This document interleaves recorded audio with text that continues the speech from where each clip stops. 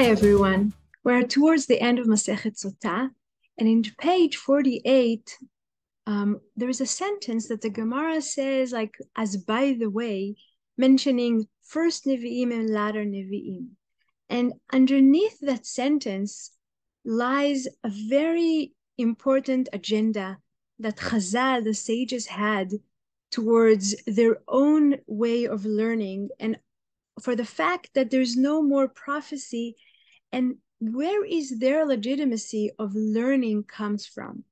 So let me share the sources that I put together and start our search in today's topic.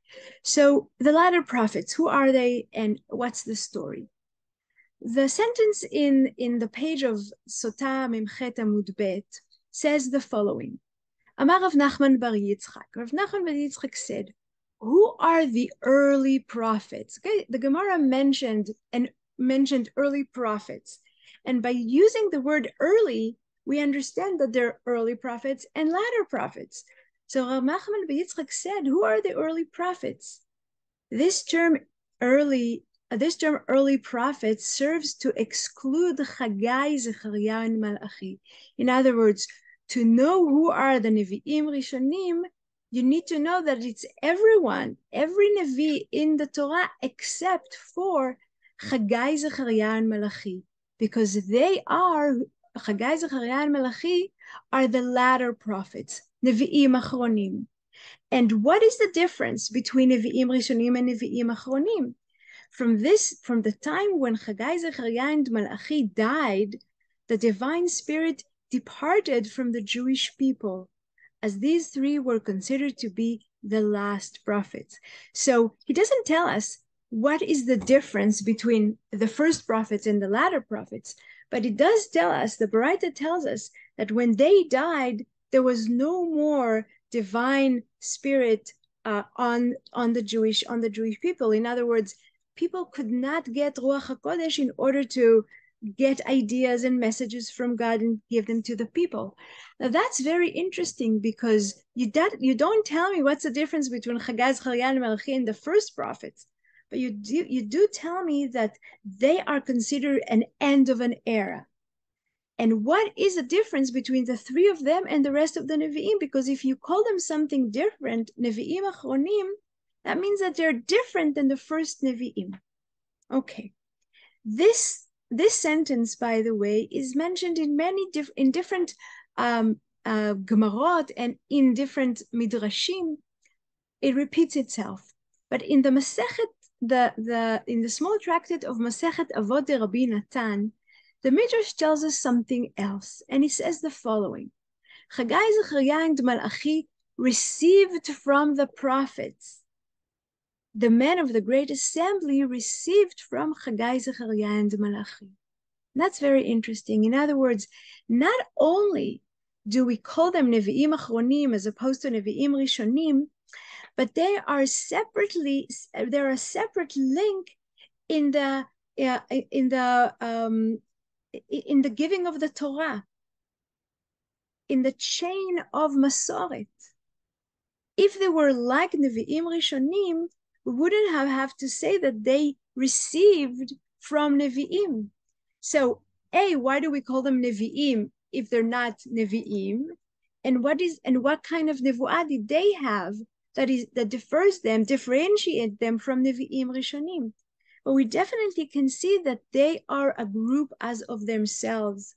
And Chagai, Zechariah, and Malachi, Nevi'im Achronim, the latter prophets, who lived in the beginning of the second temple after the return from Bavel, are part of the chain of Masoret, of tradition, but they're separate from the Nevi'im who worked and prophesied it during the time of the first temple.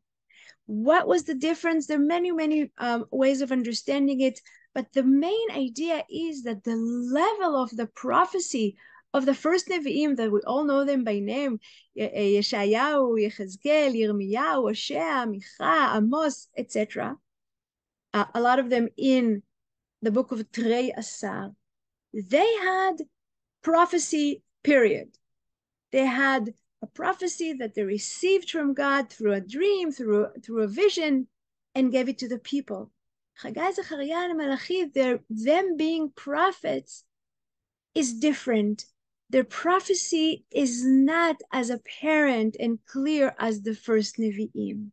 So they're separate, but still Nevi'im, and they are a chain in the receiving and the passing on of the tradition.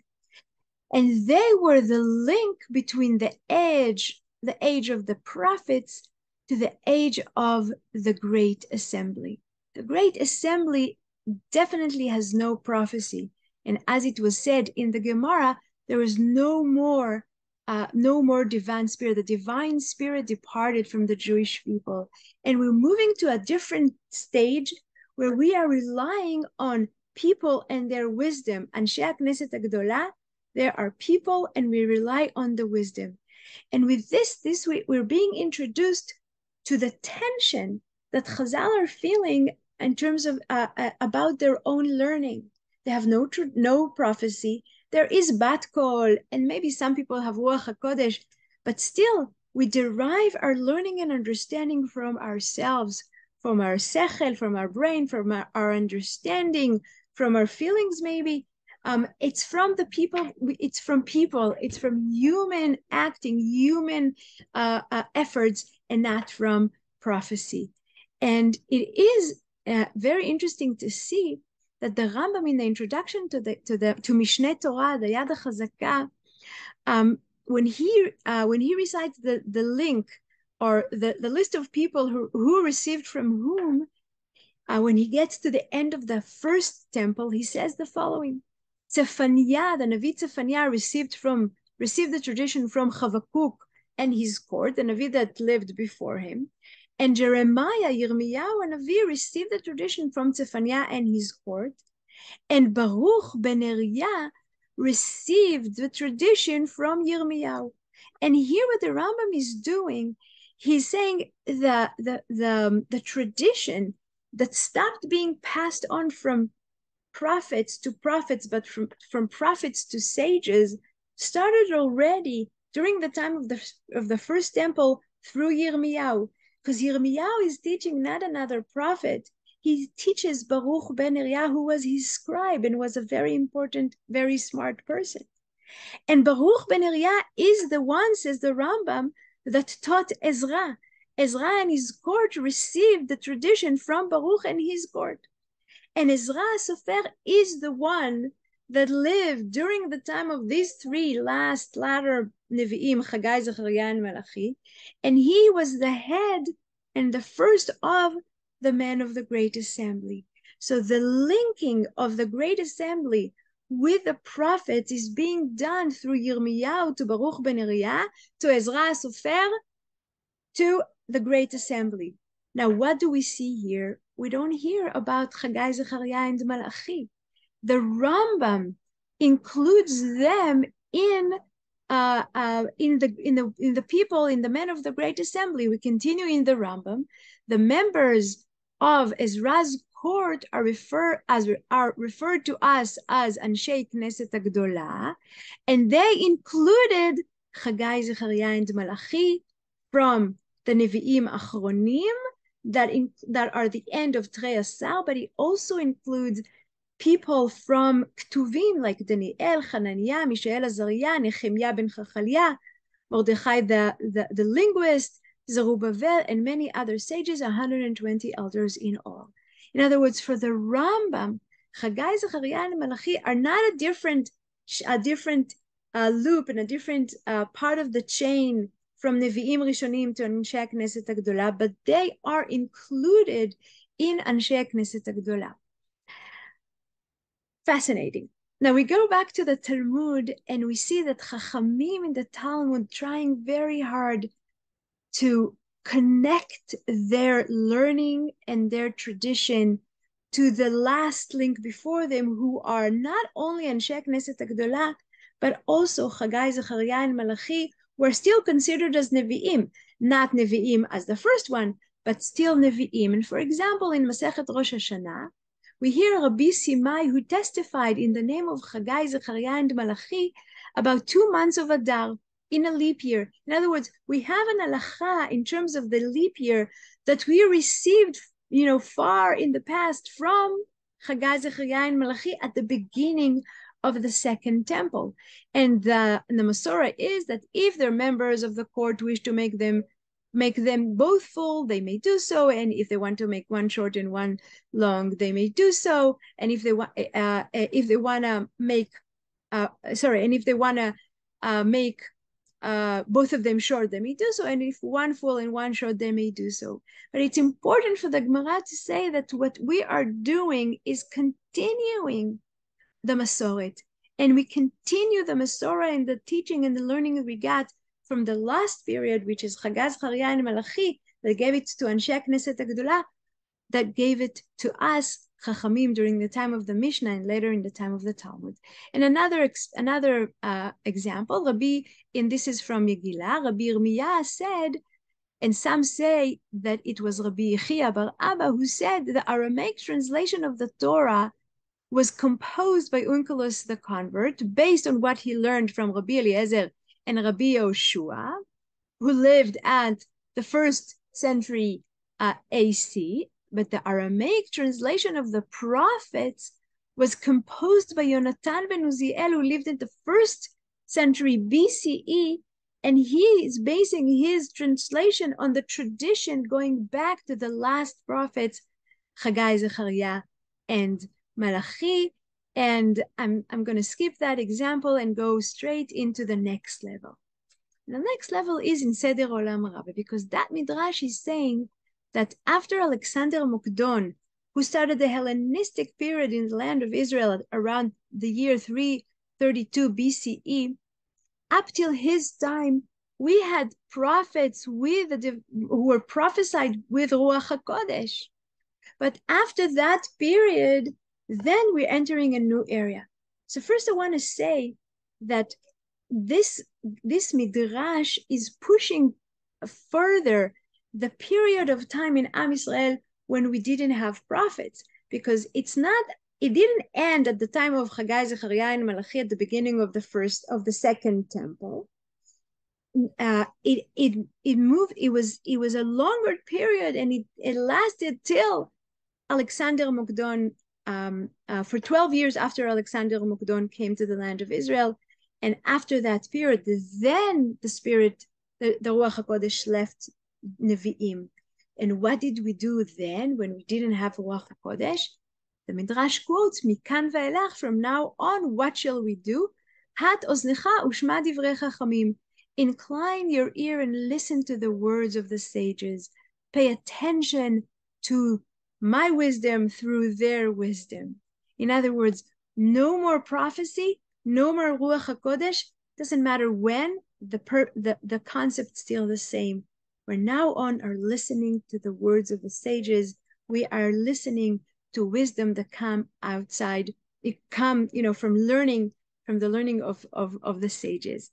And more so, and the Gemara is making such an effort to make it valid, that the Gemara says in Megillah, Rav said, and some say that Rav Shmuel bar Marta said, studying Torah is greater than building the temple.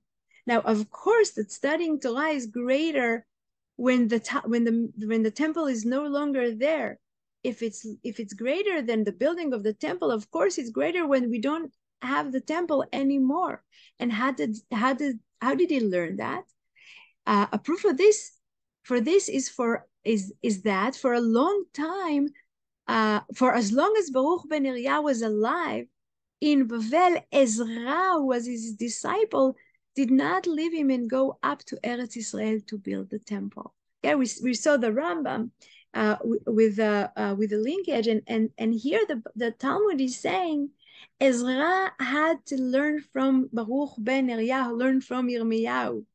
Okay? The teachings of Ezra was the first of the great assembly, didn't come from him. It was derived from Yirmiyahu and Navi through Baruch ben Neriah. As long as Baruch ben Neriah was alive, Ezra decided this is more important than joining the people who went to the land of Israel to build the temple. And more so in the Midrash of Shir HaShirim Rabbah, the Midrash is saying, why did Ezra not ascend at the time of the Shavei Tzion? It was because he needed to clarify his studies before Baruch ben Neriah. Okay, there were still things that he had to learn from Baruch, who received from Yirmiyahu, received from Tzfaniyahu, received from Chavakuk, all the way up to Moshe Rabbeinu in Har Sinai. So that was very important. So says the Midrash, so let Baruch ben Neriah ascend. Okay, but why didn't you take Baruch ben Neriah and come with him to the land of Israel? They said Baruch ben Neriah was a large elderly man, and he could not even be loaded onto a sedan chair. Now, it was impossible to bring Baruch because he was very old or he was a big person.